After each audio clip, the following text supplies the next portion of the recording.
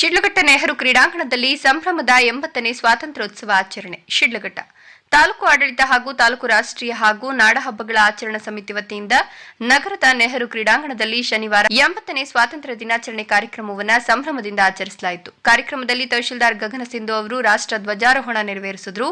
ಶಾಸಕ ಬಿಎನ್ ರವಿಕುಮಾರ್ ಅವರು ಧ್ವಜವಂದನೆ ಸ್ವೀಕರಿಸಿದರು. ಬಳಿಕ ಶಾಲಾ ವಿದ್ಯಾರ್ಥಿಗಳು, ಎನ್ಸಿಸಿ ತಂಡ, ಪೊಲೀಸ್ ಇಲಾಖೆ ಹಾಗೂ ಗೃಹರಕ್ಷಕ ದಳದ ಸಿಬ್ಬಂದಿಯಿಂದ ಧ್ವಜವಂದನೆ ಸಲ್ಲಿಸಲಾಯಿತು.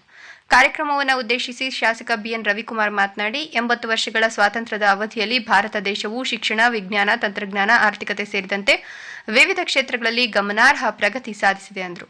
ಸ್ವಾತಂತ್ರ್ಯಕ್ಕಾಗಿ ಹೋರಾಡಿ ತ್ಯಾಗ ಮತ್ತು ಬಲಿದಾನ ಮಾಡಿದ ಎಲ್ಲ ಮಹನೀಯರನ್ನ ಈ ಸಂದರ್ಭದಲ್ಲಿ ಸ್ಮರಿಸಬೇಕು. ಅವರ ಹೋರಾಟದ ಫಲವಾಗಿ ನಮಗೆ ಸ್ವಾತಂತ್ರ್ಯ ದೊರೆತಿದ್ದು ಇಂದು ನಾವು ಸ್ವತಂತ್ರವಾಗಿ ಬದುಕಲು ಸಾಧ್ಯವಾಗಿದೆ ಅಂತ ಹೇಳಿದರು. ಡಾಕ್ಟರ್ ಬಿಆರ್ ಅಂಬೇಡ್ಕರ್ ಅವರು ನೀಡಿದ ಸಂವಿಧಾನವು ಪ್ರತಿಯೊಬ್ಬರಿಗೂ ಸಮಾನ ಹಕ್ಕು ಮತ್ತು ಅವಕಾಶಗಳನ್ನು ಕಲ್ಪಿಸಿದೆ. ಸಂವಿಧಾನದ ಆಶಯಗಳನ್ನು ಪಾಲಿಸಿಕೊಂಡು ಜನಪ್ರತಿನಿಧಿಗಳು ಹಾಗೂ ಸರ್ಕಾರಿ ಅಧಿಕಾರಿಗಳು ಪ್ರಾಮಾಣಿಕವಾಗಿ ಕರ್ತವ್ಯ ನಿರ್ವಹಿಸಿದಾಗ ದೇಶ ಮತ್ತಷ್ಟು ಅಭಿವೃದ್ಧಿಯತ್ತ ಸಾಗಲಿದೆ ಅಂತ ಅಭಿಪ್ರಾಯಪಟ್ಟರು. ಸಾಮಾನ್ಯ ವ್ಯಕ್ತಿಯೊಬ್ಬರು ಸಂವಿಧಾನ ನೀಡಿರುವ ಅವಕಾಶದ ಮೂಲಕ ಶಾಸಕನಾಗಿ, ಜನಪ್ರತಿನಿಧಿಯಾಗಿ ಸೇವೆ ಸಲ್ಲಿಸಲು ಸಾಧ್ಯವಾಗಿದೆ. ಇದೇ ರೀತಿ ಸರ್ಕಾರದ ವಿವಿಧ ಯೋಜನೆಗಳನ್ನು ಮತ್ತು ಸೌಲಭ್ಯಗಳು ಅರ್ಹ ಫಲಾನುಭವಿಗಳಿಗೆ ಪ್ರಾಮಾಣಿಕವಾಗಿ ತಲುಪಿಸುವುದು ಜನಪ್ರತಿನಿಧಿಗಳು ಹಾಗೂ ಅಧಿಕಾರಿಗಳ ಜವಾಬ್ದಾರಿಯಾಗಿದೆ ಎಂದರು. ದೇಶದ ಅಭಿವೃದ್ಧಿಯಲ್ಲಿ ಮಹಿಳೆಯರು ಕೂಡ ಪ್ರಮುಖ ಪಾತ್ರ ವಹಿಸುತ್ತಿದ್ದಾರೆ. ಆಡಳಿತ, ಶಿಕ್ಷಣ, ವಿಜ್ಞಾನ, ತಂತ್ರಜ್ಞಾನ ಸೇರಿದಂತೆ ಎಲ್ಲಾ ಕ್ಷೇತ್ರಗಳಲ್ಲೂ ಮಹಿಳೆಯರು ಸಾಧನೆ ಮಾಡುತ್ತಿರುವುದು ದೇಶದ ಪ್ರಗತಿಯ ಸಂಕೇತವಾಗಿದೆ ಎಂದರು. ತಹಶೀಲ್ದಾರ್ ಗಗನ ಸಿಂಧು ಮಾತನಾಡಿ, ಸ್ವಾತಂತ್ರ್ಯ ದಿನಾಚರಣೆ ಕೇವಲ ಧ್ವಜಾರೋಹಣ ಮಾಡಿ ಸಿಹಿ ವಿತರಿಸಿ ಕಾರ್ಯಕ್ರಮ ಮುಗಿಸುವ ದಿನವಾಗಬಾರದು. ಸ್ವಾತಂತ್ರ್ಯಕ್ಕಾಗಿ ಹೋರಾಡಿದ ಮಹನೀಯರ ತ್ಯಾಗ, ಬಲಿದಾನ ಹಾಗೂ ಹೋರಾಟದ ಇತಿಹಾಸವನ್ನು ಪ್ರತಿಯೊಬ್ಬ ವಿದ್ಯಾರ್ಥಿಯು ತಿಳಿದುಕೊಳ್ಳಬೇಕು ಅಂತ ಹೇಳಿದರು. ವಿದ್ಯಾರ್ಥಿಗಳು ತಮ್ಮ ಜೀವನದಲ್ಲಿ ಸ್ಪಷ್ಟವಾದ ಗುರಿಯನ್ನು ಹೊಂದಬೇಕು. ಆ ಗುರಿಯನ್ನು ಸಾಧಿಸಲು ಆತ್ಮವಿಶ್ವಾಸ, ಪರಿಶ್ರಮ ಮತ್ತು ಛಲದಿಂದ ಮುನ್ನಡೆಯಬೇಕು. ಸ್ವಾತಂತ್ರ್ಯದ ಮಹತ್ವವನ್ನು ಅರಿತುಕೊಂಡು ದೇಶದ ಅಭಿವೃದ್ಧಿಗೆ ತಮ್ಮದೇ ಆದ ಕೊಡುಗೆ ನೀಡುವ ಜವಾಬ್ದಾರಿಯನ್ನು ಯುವ ಜನತೆ ಬೆಳೆಸಿಕೊಳ್ಳಬೇಕು ಅಂತ ಕರೆ ನೀಡಿದರು. ಕಾರ್ಯಕ್ರಮದಲ್ಲಿ ನಗರದ ವಿವಿಧ ಶಾಲೆಗಳ ವಿದ್ಯಾರ್ಥಿಗಳು, ಎನ್ಸಿಸಿ ವಿದ್ಯಾರ್ಥಿಗಳ ತಂಡ, ಪೊಲೀಸರು ಹಾಗೂ ಗೃಹರಕ್ಷಕ ದಳದ ಸಿಬ್ಬಂದಿ ಧ್ವಜವಂದನೆ ಸಲ್ಲಿಸಿದರು. ಬಳಿಕ ಶಾಲಾ ಮಕ್ಕಳಿಂದ ದೇಶಭಕ್ತಿ ಗೀತೆಗಳು, ನೃತ್ಯ ಸೇರಿದಂತೆ ವಿವಿಧ ಸಾಂಸ್ಕೃತಿಕ ಕಾರ್ಯಕ್ರಮಗಳು ನಡೆದವು. ಅಂಬಾರಿ ಮಂಜುನಾಥ್ ರವರ ಸೈಕಲ್ ಅಲಂಕಾರ, ವಿದ್ಯಾರ್ಥಿಗಳ ಆಕರ್ಷಕ ಪ್ರದರ್ಶನಗಳು ಕಾರ್ಯಕ್ರಮಕ್ಕೆ ವಿಶೇಷ ಮೆರುಗು ತಂದವು. ಈ ಸಂದರ್ಭದಲ್ಲಿ ಕೈಮಗ್ಗ ನೇಕಾರರ ಮಹಾಮಂಡಳಿ ಅಧ್ಯಕ್ಷ ಬಿಜಿ ಗಣೇಶ್, ಪಿಎಲ್ಡಿ ಬ್ಯಾಂಕ್ ಅಧ್ಯಕ್ಷ ಸುರೇಶ್, ಚಿಮುಲ್ ನಿರ್ದೇಶಕ ಬಂಕ್ಮುನಿಯಪ್ಪ, ತಾಲೂಕು ಪಂಚಾಯತ್ ಕಾರ್ಯನಿರ್ವಹಣಾಧಿಕಾರಿ ಹೇಮಾವತಿ, ನಗರಸಭಾ ಆಯುಕ್ತೆ ಅಮೃತ ಜಿ, ವಕೀಲರ ಸಂಘದ ಅಧ್ಯಕ್ಷ ಎ ನಾರಾಯಣಸ್ವಾಮಿ, ಸರ್ಕಾರಿ ನೌಕರರ ಸಂಘದ ಅಧ್ಯಕ್ಷ ಕೆಎನ್ ಸುಬ್ಬಾರೆಡ್ಡಿ, ಕ್ಷೇತ್ರ ಶಿಕ್ಷಣಾಧಿಕಾರಿ Swamy, CDPO Vidyavastrad, circle inspector Anand Kumar, ರೈತ ಸಂಘದ ರಾಜ್ಯ ಕಾರ್ಯಾಧ್ಯಕ್ಷ ಭಕ್ತರಹಳ್ಳಿ ಬೈರೇಗೌಡ, ರೈತ ಮುಖಂಡ ಮುನಿಕೆಂಪಣ್ಣ, ಭಕ್ತರಹಳ್ಳಿ ಪ್ರತೀಶ್ ಸೇರಿದಂತೆ ವಿವಿಧ ಇಲಾಖೆಗಳ ಅಧಿಕಾರಿಗಳು, ಜನಪ್ರತಿನಿಧಿಗಳು, ಸಂಘ ಸಂಸ್ಥೆಗಳ ಪದಾಧಿಕಾರಿಗಳು, ಶಿಕ್ಷಕರು, ವಿದ್ಯಾರ್ಥಿಗಳು ಹಾಗೂ ಸಾರ್ವಜನಿಕರು ಉಪಸ್ಥಿತರಿದ್ದರು. ವರದಿ ನಂದಿ ರಾಜೇಶ್, ಶಿಡ್ಲಘಟ್ಟ. ನೆಕ್ಸ್ಟ್ ಅನ್ನಪೂರ್ಣ ಮೇಡಮ್ ತಂಡಗಳ ಪರಿಚಯವನ್ನು ಮಾಡ್ತಾ ನೆಕ್ಸ್ಟ್ ನಮ್ಮ ಕೂಡ ನೌಕರ ಸಂಘದ ಅಧ್ಯಕ್ಷರನ್ನು ಕೂಡ ಗೌರವ ಸಮರ್ಪಣೆ ಸನ್ಮಾನ ಮಾಡಬೇಕು ಅಂತ ಹೇಳಿ ಮನವಿ ಮಾಡಿಕೊಡ್ತಾ ಇದ್ದೀನಿ ಶಾಸಕರಿಗೆ.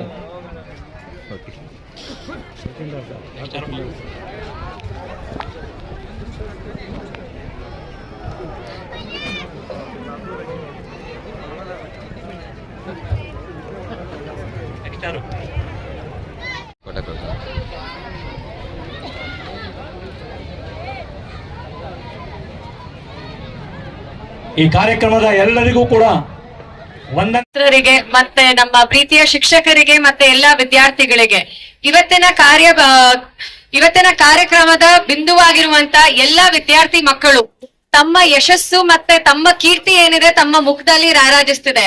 ಇವತ್ತು ಸ್ವಾತಂತ್ರ್ಯ ದಿನಾಚರಣೆ ಎಂಬುದು ಏನಿದೆ, ನಾವು ಏನಕ್ಕೋಸ್ಕರ ಮಾಡ್ತಿದೀವಿ, ಯಾವ ಹೋರಾಟಕ್ಕೋಸ್ಕರ ಮಾಡ್ತಿದೀವಿ ಅಂತ ತಮ್ಗೆಲ್ಲರಿಗೂ ಗೊತ್ತು. ನಮ್ಮ ಸ್ವಾತಂತ್ರ್ಯಕ್ಕೋಸ್ಕರ ನಮ್ಮ ಫ್ರೀಡಂ ಫೈಟರ್ಸ್ ಏನೇನ್ ಸ್ಟ್ರಗಲ್ ಮಾಡಿದ್ದಾರೆ, ಇವತ್ತು ನಮ್ಗೆಲ್ಲ ಸ್ವಾತಂತ್ರ್ಯಕ್ಕೋಸ್ಕರ ಎಷ್ಟೋ ಶ್ರಮ ಪಟ್ಟು ನಾವು ಇವತ್ತು ಬಂದು ಈ ಸ್ಥಾನದಲ್ಲಿ ನಿಂತ್ಕೊಂಡಿದೀವಿ ಈ ತರ. ಸೊ ಎಲ್ಲಾ ವಿದ್ಯಾರ್ಥಿಗಳಿಗೆ ಸ್ವಾತಂತ್ರ್ಯ ದಿನಾಚರಣೆ ಒಂದ್ ಮಾತು ಹೇಳಕ್ ಇಷ್ಟ ಪಡ್ತೀನಿ. ಈಗ ಎಲ್ಲಾ ವಿದ್ಯಾರ್ಥಿಗಳಿಗೆ ಸ್ವಾತಂತ್ರ್ಯ ದಿನಾಚರಣೆ ಏನ್ ಜ್ಞಾಪಕಕ್ಕೆ ಬರುತ್ತಂದ್ರೆ, ಒಂದು ಕಾರ್ಯಕ್ರಮ ಇರುತ್ತೆ, ಒಂದು ಪ್ರೋಗ್ರಾಮ್ ಇರುತ್ತೆ. ಆ ಪ್ರೋಗ್ರಾಮ್ ಅಲ್ಲಿ ಬಂದು ಎಲ್ಲಾ ಮಕ್ಕಳು ಒಂದು ಸಿಹಿ ತಿನಿಸು ತಿಂದಿ ಆ తర్వాత ಏನಾಗುತ್ತೆ, ಅವರು ಅದನ್ನ ಆಚರಣೆ ಅಂತ ಹೋಗ್ತಾರೆ. ಅದಲ್ದಿರೇನೆ ಮಕ್ಕಳಿಗೆ ಸ್ವಾತಂತ್ರ್ಯ ದಿನಾಚರಣೆಯ ಮಹತ್ವ ಏನು, ಯಾಕೋಸ್ಕರ ನಾವು ಸ್ವಾತಂತ್ರ್ಯ ದಿನಾಚರಣೆ ಆಚರಿಸ್ತೀವಿ, ನಮ್ಮ ದೇಶದ ಆಕಾಂಕ್ಷೆಗಳೇನು, ಮುಂದಿನ ಪೀಳಿಗೆಗಳು ಯಾವ ಉದ್ದೇಶದ ಮೇಲೆ ನಾವು ನಮ್ಮ ಬದುಕನ್ನು ನಾವು ಸ್ಥಾಪಿಸ್ಕೊಳ್ಬೇಕು, ಮತ್ತೆ ಯಾವ ಆಧಾರಗಳು ಮತ್ತೆ ಆದೇಶದ ಮೇಲೆ ನಾವು ನಡಿಬೇಕು ಅನ್ನೋದು ಮಕ್ಕಳು ತಮ್ಮ ಸ್ವಾತಂತ್ರ್ಯ ಏನಿದೆ ತಮ್ಗೋಸ್ಕರ ಏನಿದೆ ಅದಕ್ಕೋಸ್ಕರ ನಿಂತ್ಕೊಂಡು ಮಾತಾಡಿ, ಅದಕ್ಕೋಸ್ಕರ ತಾವು ಏನ್ ಸಾಧನೆ ಬೇಕು ಅದಕ್ಕೆ ಛಲ ತೊಟ್ಟು ತಾವು ಮುಂದೆ ನಿಲ್ಬೇಕು. ಸ್ವಾತಂತ್ರ್ಯ ಅಂದ್ರೆ ಸ್ವಾತಂತ್ರ್ಯ ದಿನಾಚರಣೆ ಮತ್ತೆ ನಮ್ದು ಒಂದೇ ದಿನ ಮಾತ್ರ ಸೀಮಿತವಾಗಿರೋದಂತಲ್ಲ. ಎಲ್ಲಾ ಮಕ್ಕಳು ತಮಗೋಸ್ಕರ ತಾವು ನಿಂತ್ಕೊಂಡು ಏನು ಒಂದು ಗುರಿ ಇಟ್ಕೊಂಡು ಎಲ್ಲರೂ ನಿಂತಿರ್ತೀರಾ. ಈಗ ಈ ಗುರಿ ಎಂಬುದು ಮಕ್ಳಿಗೊಂದಿರುತ್ತೆ, ಅಧಿಕಾರಿಗಳಿಗೊಂದಿರುತ್ತೆ, ಮತ್ತೆ ಎಲ್ಲರಿಗೂ ಒಂದೊಂದು ಗುರಿ ಇರುತ್ತೆ. ಸೊ ತಮ್ಮ ಗುರಿ ಏನಿದೆ ಆ ಗುರಿ ಬೆನ್ನೆತ್ತಿ ತಮಗೋಸ್ಕರ ನಿಂತಿ ತಮ್ಮ ಭಾಗವಹಿಸಿರ್ತಕ್ಕಂತ ಎಲ್ಲ ಶಾಲೆಯ ಶಿಕ್ಷಕರೇ, ಮುಖ್ಯವಾಗಿ ಎಲ್ಲ ವಿದ್ಯಾರ್ಥಿಗಳೇ ಮತ್ತು ವಿದ್ಯಾರ್ಥಿನಿಯರೇ ಹಾಗೂ ಮಾಧ್ಯಮದ ಸ್ನೇಹಿತರೆ, ಏನಿವತ್ತು ಮೊದಲನೇದಾಗಿ ಈ ಒಂದು 4ನೇ ವರ್ಷ ಈ ಒಂದು ಸ್ವಾತಂತ್ರ್ಯ ದಿನಾಚರಣೆಯ ಕಾರ್ಯಕ್ರಮದಲ್ಲಿ ನನ್ನನ್ನ ಭಾಗವಹಿಸಲು ಅವಕಾಶ ಮಾಡಿಕೊಟ್ಟಂತ ತಾಲೂಕಿನ ಎಲ್ಲ ಸ್ವಾಭಿಮಾನ ಮತದಾರರು ಹಾಗೂ ನಮ್ಮ ಪಕ್ಷದ ಮುಖಂಡರಿಗೆ ಈ ಸಂದರ್ಭದಲ್ಲಿ ನಾನು ಮೊದಲನೇದಾಗಿ ಧನ್ಯವಾದಗಳನ್ನ ಹೇಳ್ತಾ, ಏನಿವತ್ತು ನಮ್ಮ ಭಾರತ ದೇಶ ನಮಗೆ ಸ್ವಾತಂತ್ರ್ಯ ಸಿಕ್ಕಿದಂತ ಸಂದರ್ಭದಲ್ಲಿ ಈ ದೇಶದ ಜನಸಂಖ್ಯೆ 34 ಕೋಟಿ ಜನಸಂಖ್ಯೆ. ಆವತ್ತಿನ ದಿವಸದಲ್ಲಿ ಕೇವಲ ನಮ್ಮ ದೇಶದಲ್ಲಿ 18% ಮಾತ್ರ ವಿದ್ಯಾವಂತರಿದ್ರು. ಈಗ 80 ವರ್ಷಗಳ ನಂತರ ಈ ನಮ್ಮ ದೇಶದ ಪರಿಸ್ಥಿತಿಯನ್ನ ನಾವು ಗಮನಿಸಿದಾಗ ಇವತ್ತಿನ ಒಂದು ಅಂಕಿಅಂಶ ಪ್ರಕಾರ 83% ಇವತ್ತು ವಿದ್ಯಾವಂತರು ಈ ದೇಶದಲ್ಲಿ ಉನ್ನತ ಶಿಕ್ಷಣ ಪಡೆದಿದ್ದಂಥದ್ದು ಒಂದು ಇತಿಹಾಸ ನಾವು ಗಮನಿಸಬೇಕಾಗ್ತದೆ. ಇವತ್ತು ನಮ್ಮ ದೇಶದ ಸ್ವಾತಂತ್ರ್ಯಕ್ಕಾಗಿ ಹಲವಾರು ಮಹನೀಯರು ತ್ಯಾಗವನ್ನ ಮಾಡಿ, ಹೋರಾಟಗಳನ್ನ ಮಾಡಿ, ಪ್ರಾಣವನ್ನ ಕೊಟ್ಟಿರ್ತಕ್ಕಂಥ ಎಲ್ಲ ಮಹನೀಯರ ದಿವ್ಯ ಸನ್ನಿಧಿಯ ಪಾದಗಳಿಗೆ ನಾವು ಮೊದಲನೇದಾಗಿ ನಮಸ್ಕರಿಸ್ತಾ, ನಾವು ಆ ಮಹನೀಯರನ್ನೆಲ್ಲ ನೆನೆಸುತ್ತಾ ಇವತ್ತು ನಮ್ಮ ದೇಶದ ಇತಿಹಾಸವನ್ನ ಪ್ರತಿಯೊಬ್ರು ಇವತ್ತು ನಾವು ಈ ದೇಶದಲ್ಲಿ ಡಾಕ್ಟರ್ ಬಾಬಾ ಸಾಹೇಬ್ ಅಂಬೇಡ್ಕರ್ ಅವರು ಹುಟ್ಟಂತ ಸಂವಿಧಾನದ ಅಡಿಯಲ್ಲಿ ಮುಖ್ಯವಾಗಿ ರಾಜಕಾರಣಿಗಳು, ಸರ್ಕಾರಿ ಅಧಿಕಾರಿಗಳು ನಾವು ಆ ಸಂವಿಧಾನ ಅಡಿಯಲ್ಲಿ ಕೆಲಸ ಮಾಡಿದಾಗ ನಮ್ಮ ಭಾರತ ದೇಶ ಇವತ್ತು ಇಡೀ ಜಗತ್ತಿನಲ್ಲೇ ಒಂದು ಉನ್ನತ ಸ್ಥಾನಕ್ಕೆ ಹೋಗ್ತದೆ ಅಂತ ನಾನು ಈ ಸಂದರ್ಭದಲ್ಲಿ ಹೇಳಕ್ ಬಯಸ್ತೇನೆ.